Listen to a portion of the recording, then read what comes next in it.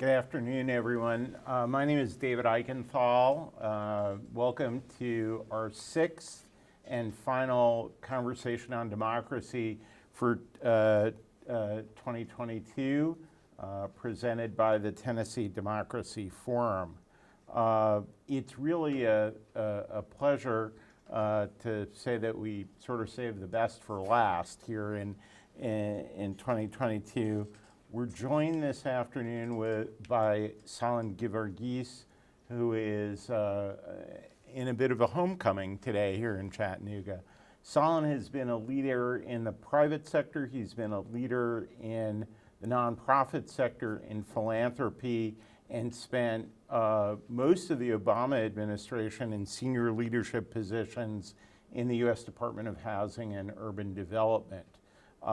Salin's really one of a series of speakers that we had as part of the conversation on democracy, who's coming here in part because of his expertise around the relationship between economic opportunity and democracy, and we'll get to that in a second. Let me offer some quick ground rules for those of you here live at the University of Tennessee at Chattanooga, and also for those people who are participating on the live stream.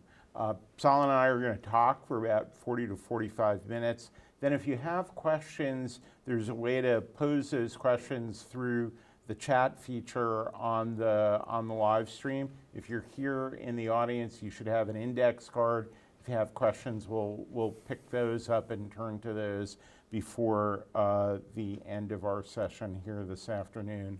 Salin, thanks so much for being here. It's wonderful to be here, David. Thank you. And thank you for the homecoming. Well, it's great. I want to start actually with a story that you told me a little bit about when we were talking about this conversation, because I thought it was a really interesting perspective on what democracy means in this country, not just to people here in this country, but to people around the world. You told me a story about where you were the day after the election in 2016. Can you share that a little bit? So again, it's great. Yes, I will, David. It's great to be with all of you here and all of you who are online. As David mentioned, I served 7 of the 8 years in the Obama administration in various kind of senior leadership roles on urban policy and investment, both domestically and globally. And on election day 2016, I was in France. I had already voted early. The couple of days before, as I was making my journey out to France, I was at the Dulles airport when, for those of you who remember that, when the Comey letter dropped in the news, and was taking all that news in, had a feeling that there would be potentially some significance to the election that was going to happen a couple of days afterwards, but kind of always balanced that with the leadership character that was on display, particularly by former President Trump during the campaign. So as I'm moving on to France, I served as Vice Chair of Urban Policy for the OECD, which was headquartered in Paris, France. And so we were, as the irony would have it, we were meeting for our annual meeting on Election Day in the United States. And as we're going through that day on Election Day 2016, I'm having various conversations with leaders from around the world, because that was the nature of that gathering in the OECD. And at the end of our meetings on Election Day, if all of you will remember it, there was this kind of palpable sense, yes, and maybe some unease, but then the chair of the committee looked to me and then looked around the room and said, "To our representative from the United States, we will come together tomorrow to toast a victory." So we left. I went home to the hotel. Into the evening, that election eve evening, it was pin drop silence in Paris, France. And as I awoke in the morning, I, like so many folks, were 5 hours ahead. So when I was watching CNN and our news, I was very tempted and was watching the news, and every 5 or 10 minutes I was waking up. Now, mind you, I had to speak and be coherent the next day. But I couldn't, turn off the news. When the alarm rang, I hadn't slept very well. I turned on the news and then saw President Donald Trump, moving across the stage to actually accept that he won. During the night, I was getting texts from everyone. Oh my goodness, what's happening? What is happening? That next day, when I'm getting ready to go to the OECD, my staff and I are in a car, and the driver of the car was kind of minding his own business, and we were in shock about what was happening. So we had a fairly American-centric conversation for a driver in Paris, and so I said to him, I'm sorry, I'm sure you're following, but there's been an election and something's been happening, and so I apologize. And then he said, I completely understand, because we're next, with reference to the kind of extremist anti-democratic sentiment in France. When I got to the OECD, I had to completely rewrite what I was going to say, because I knew that everyone needed to kind of understand what was happening. And that whole day, the overwhelming sentiment from leaders around the world was, this happens where we're from. This doesn't happen in America. And it was among the moments where this notion of our exceptionalism took a hit. And when they talked about this doesn't happen in America, I mean, we elect Democratic presidents, we elect Republican presidents. It was something else, right? It was something about democracy. It was about democracy. It was about leadership coming together. It was around the kind of derision and divisiveness that was displayed that I think so many other countries were familiar with, tools of division that get used to win an election. And I think the conversation, David, always was, we are able to sort that out usually before there's an election on that. And I think people were just simply astonished that on the one hand, it made us feel similar to other places.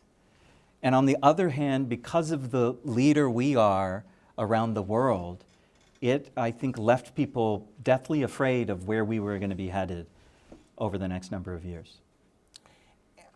Salin, I want to talk a little bit about, and we've tried to do this in each of these conversations on democracy, about sort of how we got here, right? And understand what it means to have sort of this, I think, real and profound threat to democracy that continues through today. We haven't spent a lot of time in these conversations talking about race issues, talking about immigration issues. You wrote what I thought was a really interesting piece 2 years ago for the Washington Post. You wrote an op-ed for the Washington Post where you talked about what it was like growing up here in Chattanooga and what it meant to be an Asian Indian American here in the South and in a place where identity is often associated with race. Can you talk about that a little bit? Sure. I want to start by saying, how did we as a family even get here to Chattanooga? And I owe that credit to my father, who was a professor at this university for over 40 years. And when he came to Chattanooga, as he would say it, we would sometimes argue about this, but as he would say it, we were the first Asian Indians in the 60s to come. So knowing that you're that pioneer and you're the first, naturally that means as you're walking about in a town like Chattanooga, then there's no one who looks like you. anywhere. And for decades, that was the set of experiences that I had and that we had. At that time, I hate to even say it, like when I was going to school, and some folks might resonate with this, you know, kids that I went to school with didn't even have any sense of where India was. And if I use an expression like I'm Indian, their only familiarity with Indian was Native American. And sometimes there would be hooping and hollering kind of sounds in association with that, but it was naturally, there was this sense pretty early on that I was an other, as my father was.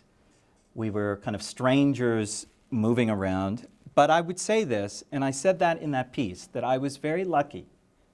Because when you're an other and you're moving around, you could easily say, oh, it's a pretty insecure kind of experience because you don't quite know, and that's true, didn't quite know how I was going to fit, because you don't fit any demographic categories. In fact, I recall in my early elementary years that on certain like test demographic, choose demographic, that I literally was an other. I had to fill in a bubble because the other categories didn't apply to me.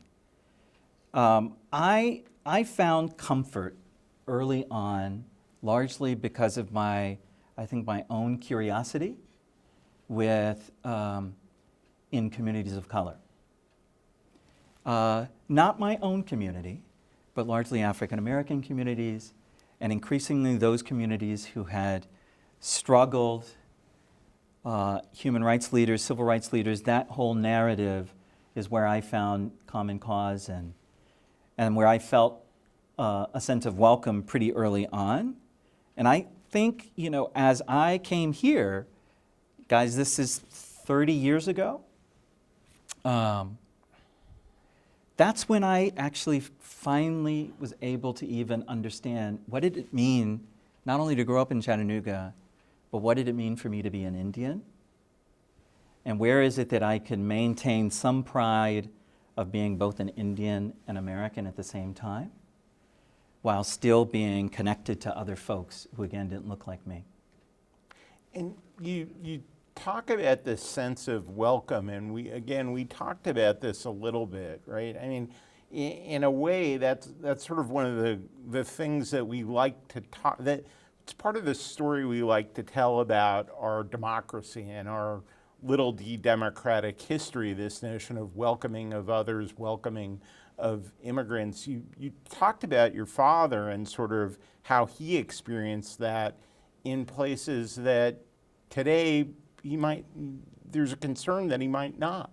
Yeah, it's not like an academic point at all in any particular type of way. It's a beautiful story of my father's journey to the country, and I hope for folks who are here, this is because of who he was in this institution, that there's a connection, who he was in this city, who we were in this city, that there's a connection to the story. It is a beautiful story, and it absolutely is one about welcome. So my father actually came to the country via a cargo ship for over 40 days from India to New York City, your home.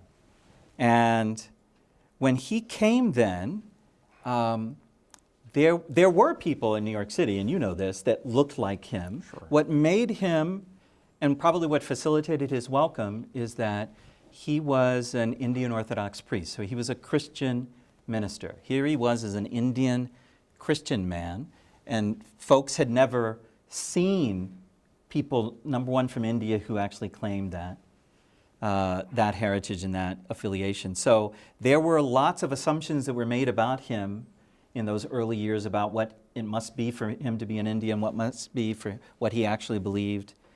But because he was this Indian Christian minister, there was an evangelical bent, and because there was an evangelical bent, that meant that actually churches all over the United States actually ended up being possibilities for this welcome, as you mentioned. So to support himself as he was going through school, and because he had his own kind of natural curiosity about people and places, if you can get this, you have this small Indian man kind of barely north of 5 feet, who traveled all over the United States in largely, yes, large cities, but largely small, rural farming communities. Why? Because many of those communities on a Sunday morning may or may not have a minister giving a sermon, leading worship. So they would reach out to my father, and my father would get on a bus or a train to places all over the place, from all throughout Ohio and Indiana and Pennsylvania, but then to North Dakota and South Dakota, to Idaho, to Montana, to Nebraska, to all of the heartland and stuff. And the reason why I know this is because when we were growing up, during the summer times, we would go and visit these small places. And I would end up saying to my father, like, Daddy, how did you get here, this Indian man, in this place that you can barely find in a map? And he would say, invariably, because they invited me. And I went. So, beyond the invitation, these families hosted, welcomed, supported my father in the first years of his life in America. And you mentioned, David, why this time becomes personal for me, because it is a time where I think, in a way that may sound weird, right? If my father had come now, could he have made those trips? Would he have been welcomed the way he was? I hope the answer is yes. What I do know is, because that support was there for him in those years, I was possible, and my story of being here was possible. So welcome mattered significantly. And you know, sort of going back to why we started the Tennessee Democracy Forum was this sense that there was this trouble, right? That there was this lack of support for these basic tenets around democracy and what democracy we like to think yields in terms of this welcome to the other, welcome to immigrants. And of course, our history is fraught with examples where the story we like to tell isn't necessarily the reality. But we're at a point in time, and we've talked about this because it's some of the polling that we did earlier this year, where there's this sort of real lack of confidence in democracy and lack of trust. I think there was a poll in the New York Times this week. 71% of U.S. voters think that democracy is at risk. But it's interesting that that means very different things to different people. Mm-hmm. So that there are people who part of the country looks upon as being anti-democracy, and unfortunately they look at the other half of the country as being anti-democracy. So the percentage of people who said that democracy was at risk really didn't vary very much between whether people were Trump voters or Biden voters. And here in Tennessee, what we know from our own polling is the state's electorate is pretty much split on things like whether the 2020 election outcome was that Joe Biden was elected president or not. Mm-hmm. It's pretty much split as to whether people believe that January 6th was an insurrection or a form of regular political protest. So there's this divide. As you think about these issues of other and welcome and issues of race and immigration, and let's be candid about it, issues around white supremacy, how do you see that as playing a role in this division around democracy that seems so apparent? I'm gonna say probably the most overused and trite expression, but that I don't think we internalize enough here in the United States. We are a nation of immigrants. We say that a lot, I don't know whether we embrace it nearly as much. And so to think about, and immigrant and immigration means very different kinds of things to the kind of founding of the country, given who we are and who we are becoming. You know, for newcomers, you realize in this relationship between race and immigration, or who might be considered a newcomer, whoever it is that's the prevailing powers or authorities or dominant demographic groups, someone's got to welcome the newcomer, right? For that newcomer to feel like they have a place in the space. And if there's resistance and if there's pushback, you can imagine how that particular family or set of families are going to navigate their life. And you are right that our history with immigration and with others, from indigenous peoples to those who came involuntarily as slaves and others, that is a part of our story and history. But I think, you know, when I think about, for instance, what I mentioned about my father, that he had a family that literally from Philadelphia, Pennsylvania, whose son was my father's pen pal in India, who wrote him back and forth, and who he was, when he was making that 40-day journey, it was that family that met him when he came in. So the welcome was very much present, the provision was very much present, but we have used immigration in the history of our country as a matter of policy to preference certain groups over other groups, right? And it is the case now, and we have all of the symbolism and imagery and substantive issues to kind of prove it out, that somehow as we are becoming an increasingly more diverse country, that people feel a sense of uncertainty about what we are becoming. But that's, I think, always been a part of our experiment in democracy, is that who is it that can come to our country, claim to be an American from another land, and be a part of the natural experiment of who we are as a democracy, with more and more people who look different having a chance to actually participate. Is it uncertainty though, or I mean, I think some of it's fear about what may be happening. I mean, you sort of take all that's been discussed and written about this notion of replacement theory. It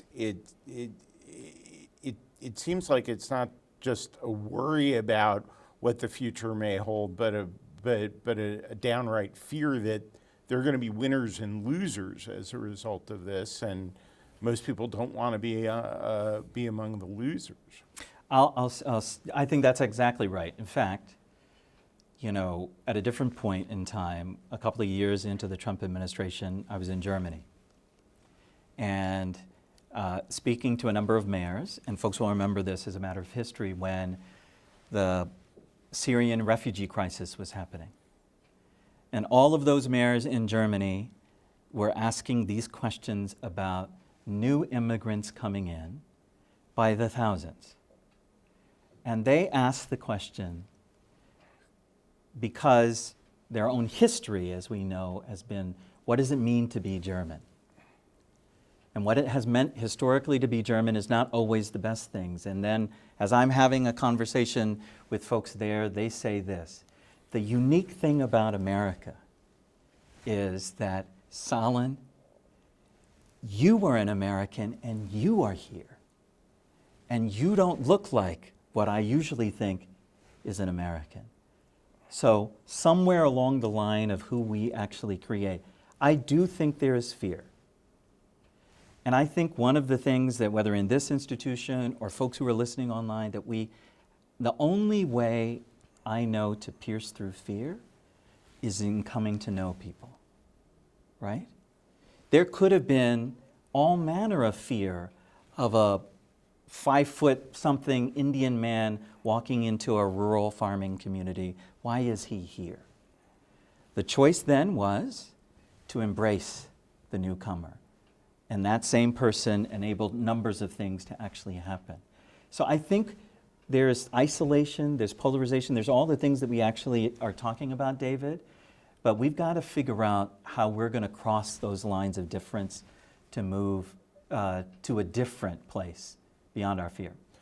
I want to turn from sort of the very rich and very important discussion of sort of how you got here, how your family got here, and sort of how that's very much a part of this story of American democracy, and connect it, if I can, to some of the work that you've been doing for most of your professional life, which is really about economic issues, economic development issues, particularly issues around poverty and equity and place when it comes to those issues. I guess, we were talking, we had breakfast earlier today, and we're talking about this question of, why is there this potential for there being less tolerance, less welcoming today than in the 50s or in the 60s?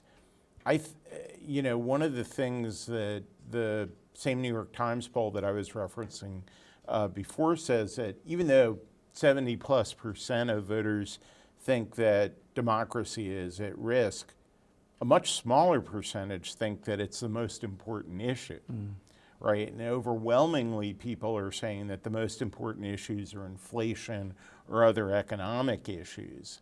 And I wonder whether there's a connection, right, between these issues around race and immigration and this notion of replacement theory that's in part driven because of fear around economic insecurity. Yeah, I think it's a great conversation, an important conversation to have. You are absolutely right that most of my time, both in service in the administration and before, and even now, have been around kind of core community economic development issues of jobs and income, and how do we actually deal with wealth gap issues across racial and ethnic and cultural groups here. And so that's where I've spent most of the time, is both when I was here and then after I left here, thinking about that, working on those types of issues. And I think that one of the things that I would point to that I think we need to reclaim and regain, which is if you operate now thinking as though opportunity within America is a zero-sum proposition, where there are going to be winners and losers, and invariably in the level of competition that we actually have, make sure that you are among the winners and not the losers. It is going to invariably pit us against each other. It is perhaps where we see some of the greatest levels of tensions around those newcomers and those immigrants, because who are they in relationship to the rest of us who are here? What might it actually mean if more and more immigrants actually come about who we define ourselves as an American? And again, if I'm operating from a zero-sum proposition, is there going to be enough for all of us here, right? I happen to believe, as my father and folks like so many of us, that there is plenty of opportunity for us here. That the zero-sum proposition is kind of faulty. But I think it can be kind of prevailing thought here, and it pits people against each other, right? Not just in racial and cultural groups. I've had the chance to actually work across the urban-rural divide, right? I've had a chance to actually travel across this state and lots of other places, both here in the United States and elsewhere. And you see these competitions get set up for who's going to get the resources. Are the cities going to get the resources, or are rural places going to actually get the resources or something? And again, predicated on choices that have to be made, zero-sum kind of proposition. But it makes me wonder, can we reclaim the notion of what it means to serve everyone well? And whether our democracy itself can be inclusive of all in a way that is welcoming to all, not such that if we welcome the newcomer, it means there's going to be less political power to myself and the declining political power elsewhere. I think, again, we have to keep thinking about expanding the franchise, expanding the opportunity for people to participate, and not thinking of us in competition with each other.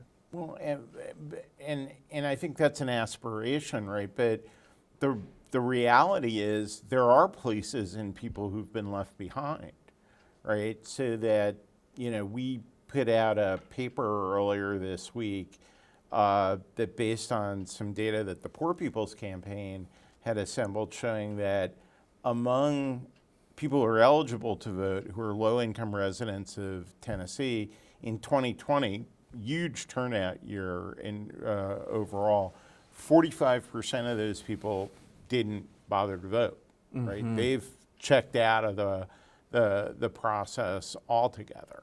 It's one of the reasons Tennessee has one of the lowest voter turnouts in the country. And then you also see this dramatic polarization in terms of how people do vote. So that in urban communities, primarily Black voters, Latino voters, overwhelming support for the Democratic Party. And in some of those rural communities, some of them have the highest poverty rates, not just in Tennessee, but in the country, overwhelming support for President Trump, primarily white rural voters. And I guess the question is, we talk about, and it'd be great if you could talk a little bit about what we mean when we talk about these ideas of place-based strategies, right? So how do you make a winner not just out of Scott County in Tennessee, but Avondale and in Chattanooga, and how should we be thinking about these issues? The pocketbook issues, as we're seeing now, and we've always seen, and I think it's the first order of business, right? We could have a conversation about democracy that feels completely unrelated to the day lives of people, right? And in some ways, the way in which we're having that conversation now feels like it's disconnected from the fact that everything costs more right now.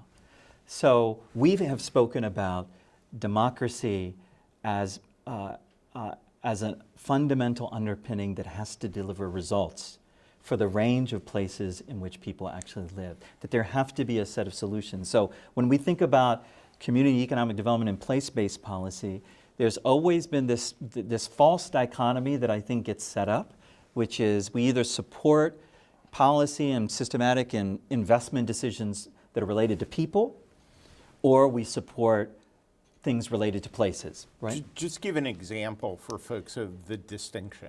So we have benefits that just by virtue of who you are, Social Security, right? Ability to actually access food stamps and those things that are, again, based upon the individual, that bear no relationship to where you live, right? But what we know now is, and we have research that has borne this out, is that the biggest determinant of whether you will either, if you start poor, whether you will stay poor, is your place, where you grew up. So the Avondales of the world can't just be a fleeting notion for policymakers and politicians who are running to say, we need to make sure that Avondale is better, because Avondale getting better is fundamentally related to the people of Avondale having a chance at a better life. And we have to operate both in a people and place-based investment kind of continuum. Well, it's this notion of not just individuals living in poverty or low income, but concentration, right? Absolutely. That's what has the dramatic impact and what affects, I guess, what some people call economic mobility. Absolutely. And David, I would say, even in the economic mobility, the other reality that we have, and that you all could drive around Chattanooga or any place in the United States, the other reality we have is the segregation that we actually have, right? So the concentration of poverty, particularly the racial concentration of poverty in the United States, is a persistent phenomenon. So if you look at a neighborhood and you say, how do we actually make sure that not only investment comes here, but there are resources that are being made available here so that an Avondale can prosper. We see pockets in Chattanooga, even as I drive around, after 30 or so years of coming in and out of this place, where there has been absolute progress and success here. The question is, for everyone, are there places, are there neighborhoods that are still far behind? How can their success be the success for all of Chattanooga? Because invariably, you're gonna end up having to deal at some level, in some aspect of the system, with places that are being left behind now or into the future. And those places could be neighborhoods, Absolutely. right? But they could also be entire cities and entire counties. I mean, not too long ago, it's it looks like it's in the rear view mirror now with some distance. Chattanooga was on that list, right? Mm-hmm. There was a decade, I think it was the 1980s, where Chattanooga lost 10% of its population. Mm-hmm. And there was a lot of concern that Chattanooga was basically a typical Rust Belt city that happened to be in the Sun Belt. It was able to reverse that, but there are lots of places around the country that have not been able to reverse those sorts of trends. Go ahead. I would say at least part of the way we can tell the story of Chattanooga, at least as I recall it, partial as it might be, is that, this gets back to democracy, that there were democratic practices of people coming together to imagine what this city could be, not to go down the Rust Belt track, but to reimagine itself. And the reason why I know that is when that was all happening, I was here as a young person showing up in those spaces and places, often as the only one who looked like me showing up in those spaces and places. And so you've said before, David, and even for the work of the Tennessee Democracy Forum and all who are here, for people to understand that prosperity and democracy are interwoven and interlinked, right? Anywhere you go on the planet where there is instability as a matter of organizing and governance, you will have economic impact to that. We cannot have chaos related to our democracy and necessarily continue to succeed economically. I guess, I don't guess that's right. That is right. But I think the flip side of that is the underlying economic insecurity part of that threat to democracy? So the Chattanooga turned around. There's a city in Massachusetts called Fall River, right? Which unfortunately for people who live in Fall River is best known for it being the home of Lizzie Borden, who 40 whacks. You look at places like Youngstown, Ohio, that have lost population, lost jobs, really now going on 7 decades. Fall River, Massachusetts hit its population peak in 1920. They haven't had a bad couple of decades. They've had a bad century in terms of economics and population. It's understandable why people in places like Fall River or Youngstown or Gary, Indiana, or a lot of places that Chattanooga could have become, but for the processes and efforts that you talk about, that they sort of look at democracy and sort of say, well, this doesn't seem to be working for me, right? And sort of this fear actually could translate into anger. If you sort of see what's happened to your community over, or your city or your county over a long period of time, and sort of see that you've almost been forgotten by people in Washington, it's sort of easy to get angry about it. Absolutely. And you've asked before about, and given the fact that I had the chance to work in a federal administration, that for the Youngstowns of the world, I've worked in a place like Flint. and in the narrative of Flint that has been popularized in movies and such about its journey that it went on. There was always a desire for the people in Flint to figure out where the solution to what ailed Flint was going to come from. And when GM left, that space and place of economic and political authority and power in Flint needed to be replaced by someone. So the people of Flint were always looking outside to federal government, to state government. But if I think about Chattanooga, the opportunity for us to look for ourselves, to opt in and to decide, right? Yes, we would need assistance from state. Yes, we would need assistance from federal. Yes, there's a huge part of the story that was around companies and philanthropies and others all in it together. What does it mean for us in a fundamental democratic practice to opt in and say, we're not going to seek for the solutions elsewhere? The truth is, and this holds up internationally as well, that where so many of the authorities, David, that I had or thought that I might have federally were devolved to state and local. There were resources that I had federally that I could actually offer, but the fundamental change making was on the ground. It wasn't in DC. And so for us to think, and part of our own narrative, that the fundamental change making for Tennessee as it relates to its economics and doesn't mean that DC doesn't need to be supportive and related and connected and aligned. That's absolutely the case.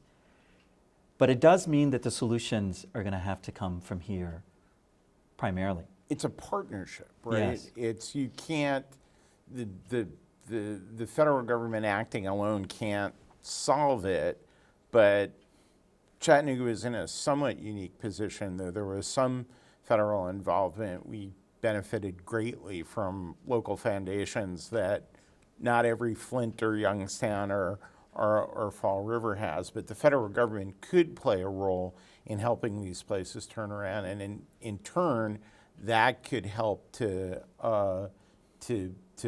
not just restore the economy of some of these places, but restore faith in democratic institutions that are as you said, that are delivering results. I think we may be starting to see this. I'm curious your view. When we started these series of conversations, I think it was immediately in the aftermath of the passage of the bipartisan infrastructure law.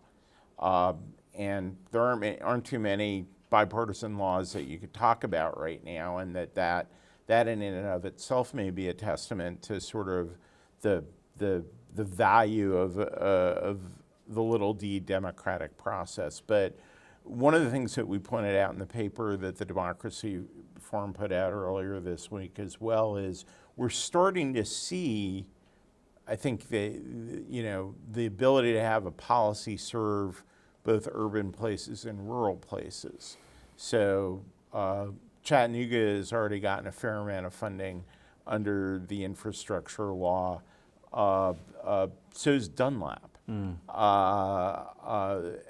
So have other rural parts of the state. But I guess the question is that a path? And the other question is, how quickly can you get down that path, to not just to the extent of federal support helping some of these places, but also beginning to rebuild faith in institutions in these places? I think you're absolutely right. I think it's absolutely a pathway. And we have been recognizing as a country that we needed an infrastructure investment for decades, right? We haven't been able to get it done until we most recently got it done. We knew that there were infrastructure needs throughout the United States, regardless of whether you claim to be from a city like Chattanooga or you're in Dunlap. So the fact that that was recognizable in a bipartisan way, we were able to land on it, and those investments are actually starting to happen, I think gets us back to common sense, common ground solutions that we have to be in pursuit of. And I think there are other pathways that are available if, in fact, we can get our politics to be ordered in such a way that we can solve bigger issues. So I think it's absolutely, David, a pathway.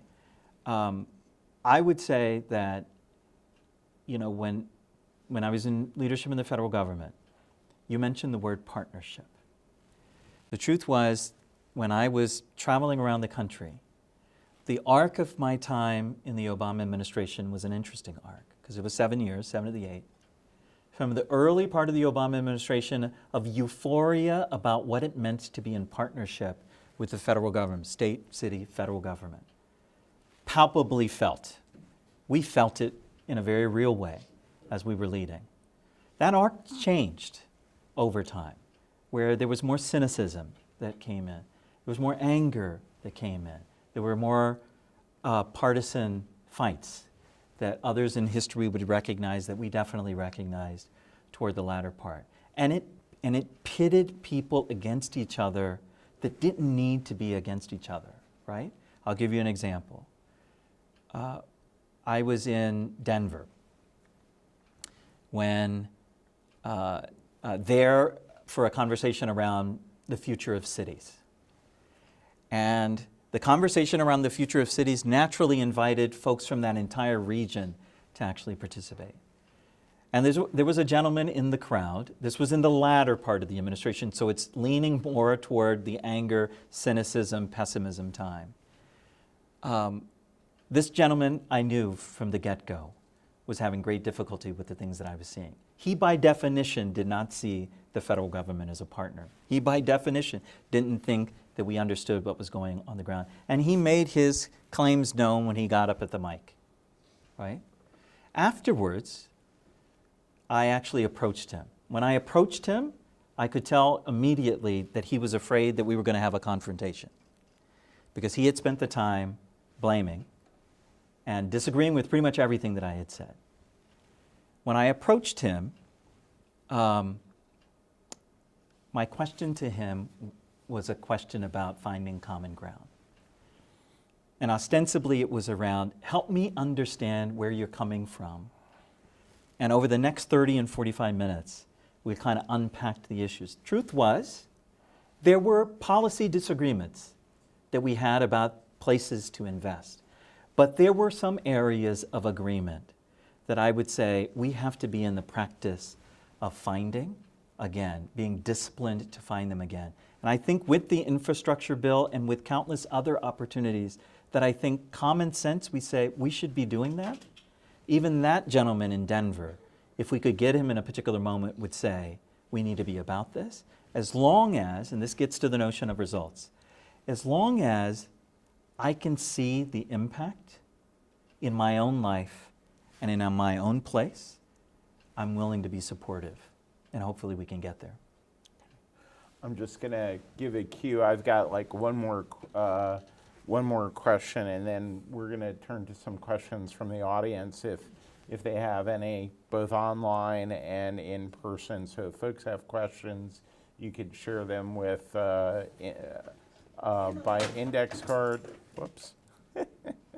And if folks, those of you online, sharing it by index card won't help very much. But if you can just share any notes that you may have on a chat, that'd be great. And we'll turn to those questions in a second. So the last thing I wanted to ask you is, are there places that you've seen, both when you were in the administration or in the work that you've been doing since, which really continues a lot of the work that you were doing in the administration, with places where those sorts of conversations are happening in terms of identifying common ground? We talked about the fact that I spent my 2016 election day in Waco, Texas, and spent it in meetings with the mayor, the entirety of the city council, and a bunch of the foundations there, but also the leadership of a collective impact organization that was working to eliminate poverty in the city. And it was a great conversation. By the way, the mayor was a Republican. He's a great mayor. And no one but if you had asked me to identify the party or ideology of anybody else in the room, I couldn't. It was just that everybody had figured out that the fact that Waco, Texas had, 1 in 5 people living in poverty, that was a problem and that folks needed to do something about it. Are there other good examples, I guess particularly any examples where there's been sort of a bridging of the urban and rural divide on some of these issues? Yeah, it's a great question. Here's what I would say to you. There's some examples that I can think of real quickly. I do think one of the things that we need to acknowledge is that, and I'd be curious for folks who are here in person and for folks online, how much we think things have changed kind of over time, right? When I, maybe with a partial lens, when I look back on Chattanooga's story, I think about the practices of bringing people together across numbers of divides that enabled this city to continue to kind of prosper. That was at a particular point in time when you and I both, David, would appreciate that the partisanship that may have been very present at that time sounded a little bit different than it does now. That our ability to actually be open to possibilities sounded a little bit different. But I will tell you where I have found some of the striking stories. We mentioned some of the work that I did in the administration on place-based investments. There was one particular investment that we did out of the Partnership for Sustainable Communities that was investing in places throughout the country on core democratic practices of reimagining the economic futures of a particular place. This was the Partnership for Sustainable Communities. This was the Sustainable Community Investment. It represented, back in the Obama administration, the largest federal investment in comprehensive integrated planning we had done in 40 years. What the stories from that effort show me was that people coming together to solve problems on the ground, whether it was tribal communities beginning to reimagine a different future on a reservation, to rural communities, to mid-sized communities, to larger communities that were there. It was, though, if I do the flip side, it was, though, at a time where the core democratic practices of showing up at a hearing to give public comment started getting very noisy, started getting very cacophonous, started getting very cynical and angry. But if I look back at the core enterprise of what many of those places were actually trying to do and what they set themselves out on, there are incredible, hopeful stories, not only across the urban and rural divide, but about places that were able to make a difference. And an interesting loop around here is that many of those same places that made investments in their future 15 years ago are the investments that are most poised to receive the infrastructure investment now. No, it's a great point. So we've gotten a bunch of great questions. I'm going to try and combine some of them where I think there's some common ground. One of them actually goes specifically to the point that you just raised, Salin. So, I mean, I guess the question is really, is the political environment right now so toxic that there's an obstacle to having these sorts of conversations, right? You talk about the situation in Denver. You talk about how things have gotten more and more heated. When we first came to Chattanooga 20 years ago, and I heard about some of the work that was done around community revitalization, everybody kept telling me about charrettes, and I was like, "What are charrettes?" I mean, but this was this notion of people coming together and having community involvement in the planning. I mean, could you even do that today in most places without, there being real hostility on lots of issues in some cases, from both sides of an issue. From a practitioner's perspective around community development, how do you even have the conversations that you need to have to get to common ground? Let me start the answer by taking you back to the Denver story. Okay. Because I missed a couple of facts because I was answering a different question then.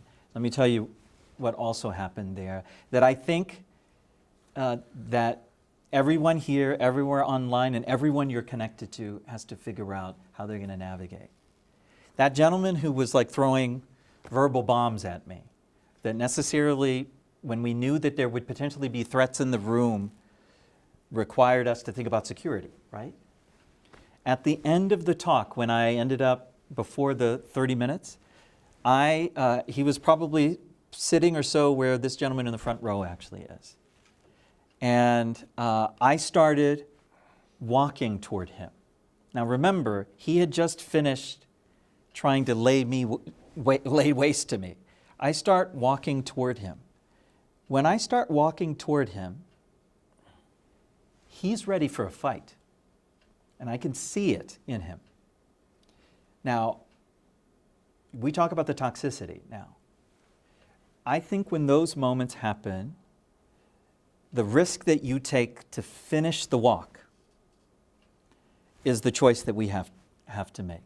What I decided to do was, even when I saw him bristling for a fight, I actually kept walking. And as I'm getting closer to him, I don't know if I would recommend this or not to others, but this is what I did was, you look like you're afraid, I don't bite. Now, there were some folks nearby, they started laughing a little bit, I started laughing a little bit, he cracked a smile. I closed the distance. And what I ended up doing was saying to him, right, I'm not here to have an argument with you. I want to understand, how did you get to the points that you raised? So if you have if you have 30 minutes for us to have a conversation, and remember, what I did say was, we didn't end up agreeing. We agreed on certain things. We agreed on certain fundamentals. One of the fundamentals was, his tone was such that I was like the personification of the devil, right? And I told him, I said, I'm not the devil. Can we agree that I'm not the devil, right?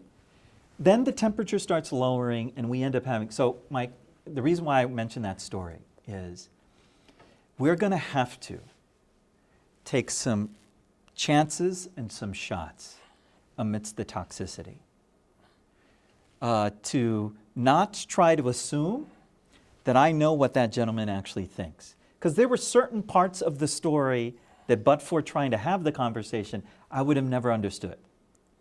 But it's the nature of that being a one-on-one conversation, right? And we don't have a lot of those, right? We talk to people on social media.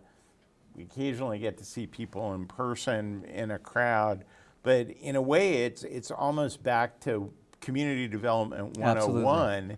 In terms of, you got to go knock on doors and talk to people. Absolutely. And there's going to be probably, I expect over the next period of time that we're going to have probably even more research that will bear out a fundamental that you and I practiced and would know, which is, we have to set up the context for our conversation.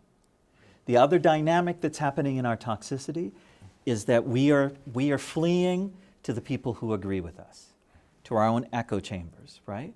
We are not crossing to another side to say, help me understand where you are sitting, right?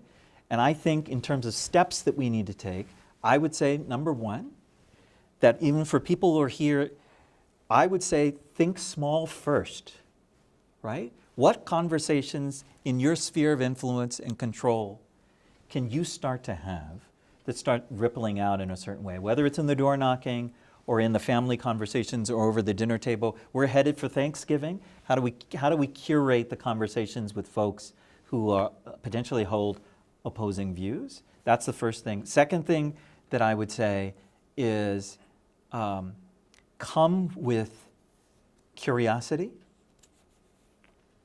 about potentially being surprised that you're going to learn to understand something about someone else's position that you didn't understand before. And I think, I hate to be that simple about it, but part of why I'm navigating to simplicity is because it's easy in a toxic political climate that this actually is to decide like it's too cacophonous, it's too messy. For me to actually decide that I'm going to do something about it is for me to get myself involved in the mess. But if there's one thing I know about how politics weighs out, you deciding to opt out doesn't necessarily mean that there won't be people in the public square making their case made and filling that public square with their own set of ideas. So it's really important for people to find a pathway back in.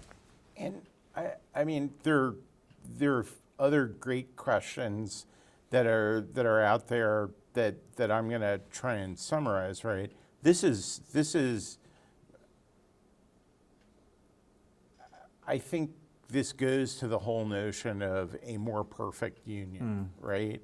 So folks have asked great questions about, well, isn't the Electoral College fundamentally anti-democratic? Folks have raised the long history of discrimination, particularly against Black Americans, whether it's around redlining or voter suppression. And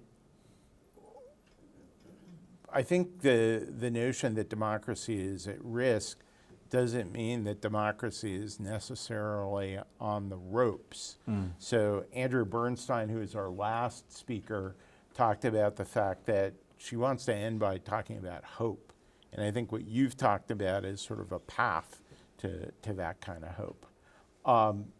Thank you. Thanks for coming home. Thanks for joining us for this conversation on democracy.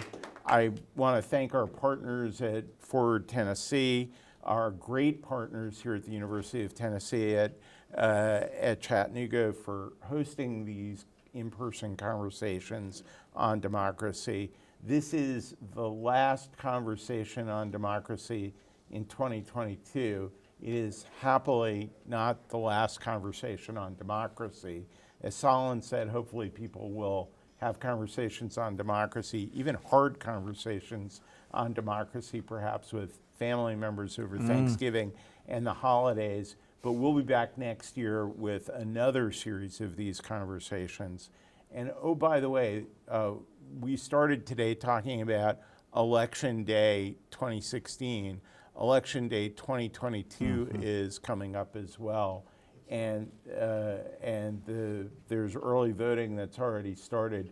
So the best way that people could get involved in protecting and preserving and being pro-democracy is making sure that they go and vote.